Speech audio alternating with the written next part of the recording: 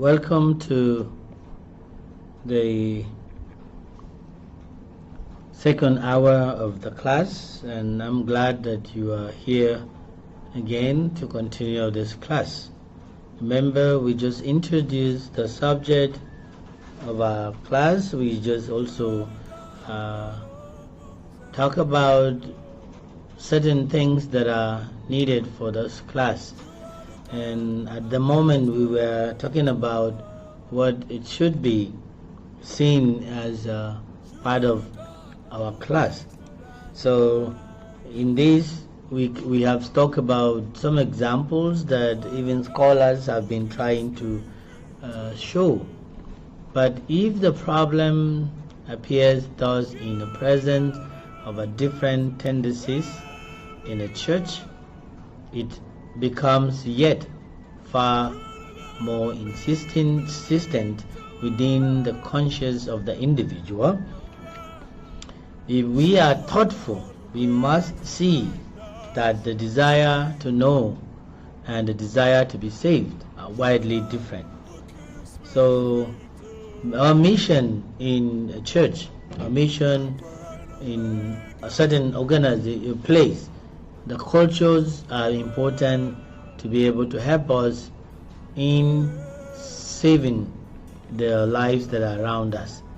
Most scholars, or the scholars most apparently assume the attitude of an impartial observer, an attitude which seems absolutely impossible to the purest Christian laying hold on and upon Jesus as the only Savior from the load of sin.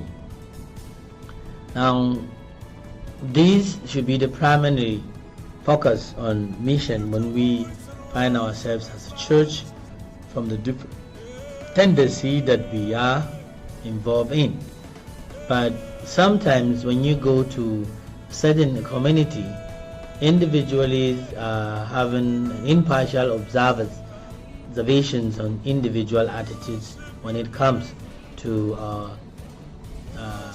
becoming more insistent in our conscience and understanding about Christianity. If these two activities on the one hand acquisitions of knowledge and the exercise and the inclusion or the inculcation of a simple faith to be given a place in our lives, the questions is what is the proper relationship, where our proper relationship should be a focus, you see, and then whatever we look at it cannot be ignored. A proper relationship cannot be ignored when it comes to reality for the church to be able to sow. So the issue is, what could be then the problems between Christianity and culture? Or what makes the problem difficult for the church today to solve? So these are questions that we have to ask ourselves when it comes to our relationship. Like I said, what could be the problem between Christianity and culture? Is there any problem, Christianity and that? The problem is made for us the more difficult of solution now, because we are unprepared for it. Now, when we talk about what could be the problem, could be the problem between Christianity and culture, we discovered that problems are nothing compared to what we have seen. And here we talk about, when you are prepared, you don't see a problem. But if you are not prepared, you find out the problem is there to suppress and overcome you. Okay? But where you are prepared, problems never become a problem. The whole system of school and college education is so constituted as keeping the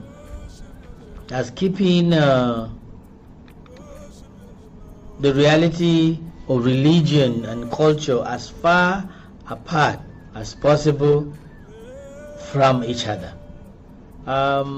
Many people in today's society deem it fit that religion and culture should be issue of individual concern, should not be something that can be concerned to the community. Okay, that whether there is relationship or not, the issue is that religion is on its own and culture is on its own. However, studying history with careful avoidance of that greatest of a history movement, which was unshared in by the preaching of Jesus and the kind of direction that people are leading us into, definitely show us the reality that Christianity and religion must go together, because without the religion, without the Christianity, without the culture, how can one also understand principle of living life and form? It is always difficult for that, but we can get the reality of it in a clear picture when we take it serious.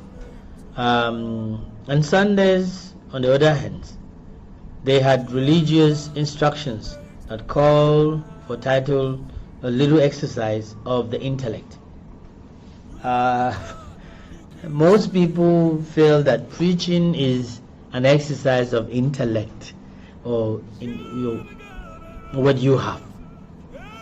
People see it that when you preach, you are bringing out your understanding, your brain idea, your things that you have acquired. But for me, I believe religious instructions should not call a preaching or something as exercise of intellect, in our intellect or ability or our sense of belonging. Preaching, when it comes to Christianity, is about sharing the gospel of Jesus Christ, where it brings salvation to people, and we are called for that. And so we need to show it, we need to preach it, proclaim it, so that the gospel will reach to the people to be saved. Careful preparation for Sunday school's lessons, as for lessons in mathematics or Latin, was unknown. Comparing Asian way of preaching or making preparation for classes of education when it comes to the Bible, different from the African perspective, and then also different from the Asian and European perspective. But the issue here is that when you want to compare the issue of the secular subject and the issue of the Christianity, there are two different perspectives when it comes to knowledge, when it comes to this disseminating of knowledge about Christ, disseminating of knowledge about the reality of culture in connection with how it affects and be able to make changes in our daily life. And as we continue to do this, we find out that Christianity, a religion, or Christianity seems to be something that had to do only with the emotions and the will, leaving the intellect to secular studies. I don't want to put the emotional aspect of it so important into this section of lecture, because Christianity is not of the emotion, it's of the reality of the practical ways and principle in which people get to know Jesus and get to possess their salvation and gets to have a good relationship with people. Christianity is more of emotion. It's more than emotion, or is more than what we call. Christianity is a practical and daily life living that we live today. Don't allow anyone to convince you about Christianity has been a cage in which people can go into that.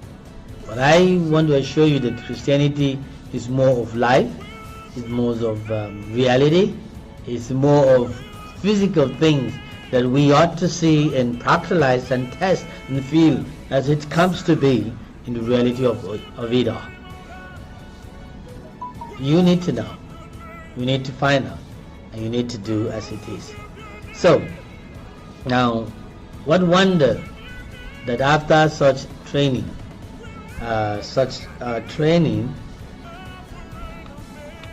everyone regarding religion and culture as belonging to their own understanding. It's separate compartments of souls and their involvement to the destructions of both. Christianity is open. We need to understand and be able to come to the understanding of that. Upon entering seminary, theologians or students are suddenly introduced to an entire different procedure. Yes, every university, every seminary, every institution, we tend to believe that you are entirely different when you get there. You have a different concept, you have a different perspective, even though our focus is on the same perspective of what Christianity and life has to be. We must understand that Christianity can only be reality when we find ourselves in it. Now, religion is suddenly removed from its seclusion. The same method of study are applied to it as were formerly reserved for natural science and for history. Comparison. Yes. Secular studies could be far different and could place more significance on subjects that you need to focus. Now, the methods in which you can follow. But in Christianity, we have one principle more of Jesus' life, more of a practical way of living Christ's life. And that is why the name Christian is derived or has been built from the word Christ. And if it is Christ's life we're living, it means practically we must practicalize that system of life. We study the Bible no longer solely with the desire of moral and spiritual improvement, but also in order to know. Perhaps the first impression is one of infinite loss. So people study Bible with a desire of moral and spiritual improvement. Yes, that is main idea. That is the main focus of many people. And I believe Christianity is trying to help us to have good moral. Okay? We have to present good way of life. Have to present a perspective of a spiritual inclination, spiritual of attaining to a certain level of living a Christ life. If we have a Christ life, then people could be able to see and function as we ought to in the reality of Christianity. May I say to you once again that Christianity have changed today, that people are no longer desiring to work on the morality of our lives. The moral aspect of life has been destroyed and is incapacitated because of the situation we find ourselves. Spiritually, we don't improve ourselves, because reality is that we face the situation in this earth, and people are scared of their lives. But when you look at it in another way, the scientific spiritual spirit seems to be replacing simple faith. Okay, the scientists is coming into the church, and people are being tempted to agree with what science said. Like the scientist says, man is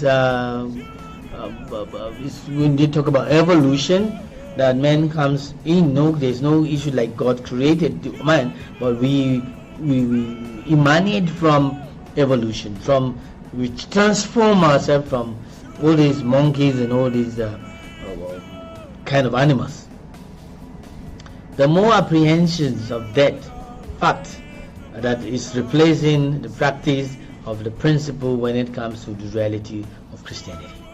I don't know for you, but this is the truth and the reality of it. Many people have failed in their spiritual way to know that Christianity can or should be. The difficulty is perhaps not so much that Christianity or culture has brought face to face with the new doubt as to way of life of Christianity. So how many of us can say that we are walking by the reality of the Christianity? Is it true? Or somehow? So man is not really looking at that in the form of Christianity. We should be able to know morality or more reality in Christianity than what we do. Whatever the basic reason may have been, both the scientific community and the millions of those within Western societies, which include Christians, whose schooling exposed them to results of scientific discovery, came to believe that the knowledge we were gaining was bringing us ever closer to an unlimited or ultimate understanding of reality. It says that people within Western culture develop a faith in science and the scientific process that approaches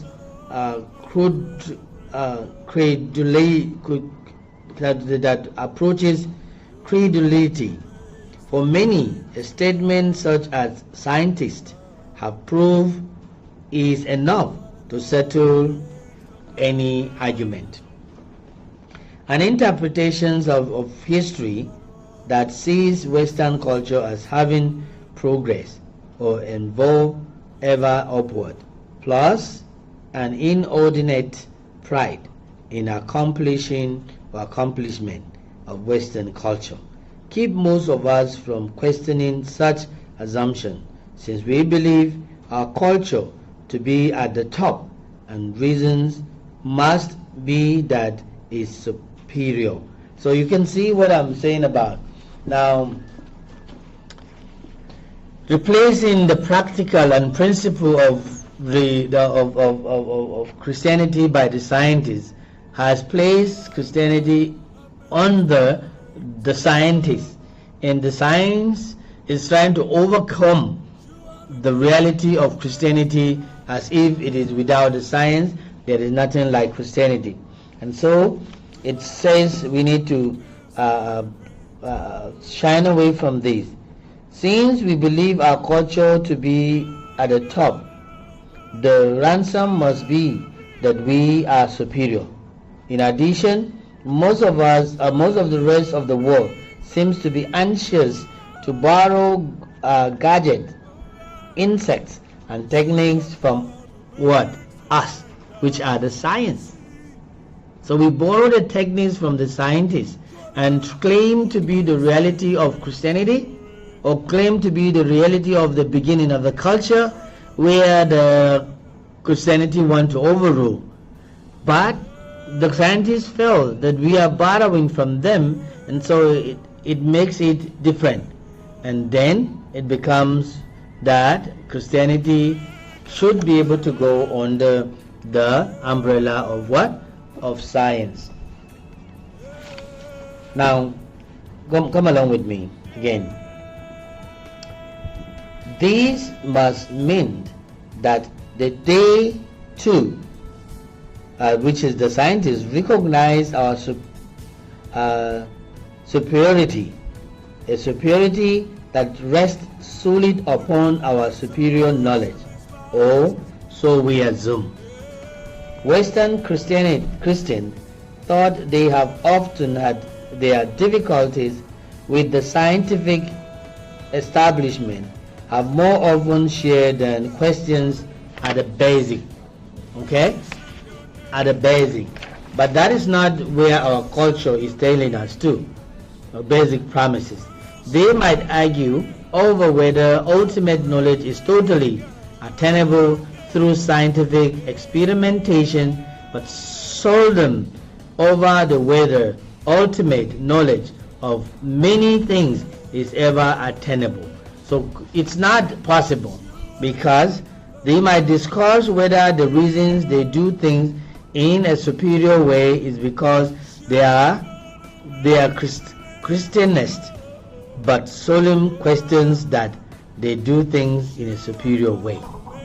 I don't want to look at it that way, but coming to have it that everything, even the scientists, cannot be possible alive today if not because of the creation, that they are one part of the creation. So how could they be superior to the Christianity? Christianity should overrule, should be able to be above that which we can look. Rather than that, it is the conflict of method, of spirit that troubles the church.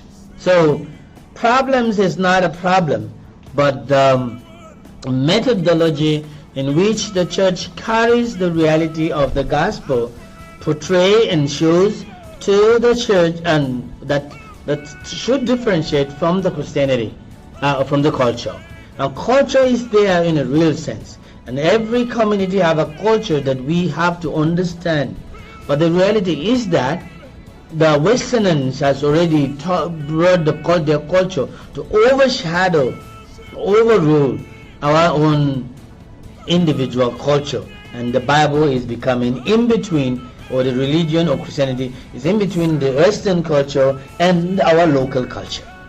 It's not, but that is a problem that the church is facing as a reality when it comes to the methodology in which, or the method of which, the spirit that is in the church to be able to take over this. The scientific spirit seems to be incompatible with the old spirit of the same faith. Now, when you look at the word faith, it tells you about reality of things that you do like in confidence, things that you do in expectation. Okay, so where the culture or the Christianity, we need to understand faith also counts when it comes to the reality of whatever conflict and method one is trying to portray.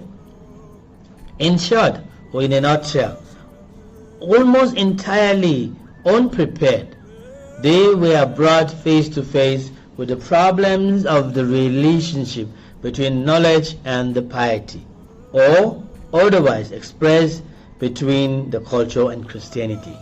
Now, if I may throw down to you today again, now what is the difference between the Christianity and culture? In an African context, we have a culture where it shows very pure as if it is a Christian culture. Morality is being questioned, sincerity is being questioned, sin is forbidden, getting together with a man without being married is forbidden. All this, when you look at it, it's coming in as if it is really from the Christian perspective. But that is what we face in our culture before we become Christians. African Christianity has a background of a true religion, a true concept of fearing the most the God that we don't even see. Okay, so these are things that we have to understand when it comes to it. So the problem may be settled in between three ways in which we can find the reality. So precisely I want to post here for this section because of the situation. Now we will take over from the break when we return for the third hour. Three ways in which we can settle this problem of Christianity and culture. Remember, I gave you one of the problem is we are not prepared, and when we are not prepared in the reality of it, then we can find ourselves like saying culture is overshadowing. And number two, when I was talking about it, and I said perhaps it could be the scientific spirit condition. When we look at it that way, we find out certain things are not done that way. So come with me for this time as we go for break, and when we return, we shall have all that it takes to be able to continue with the three perspective areas in which things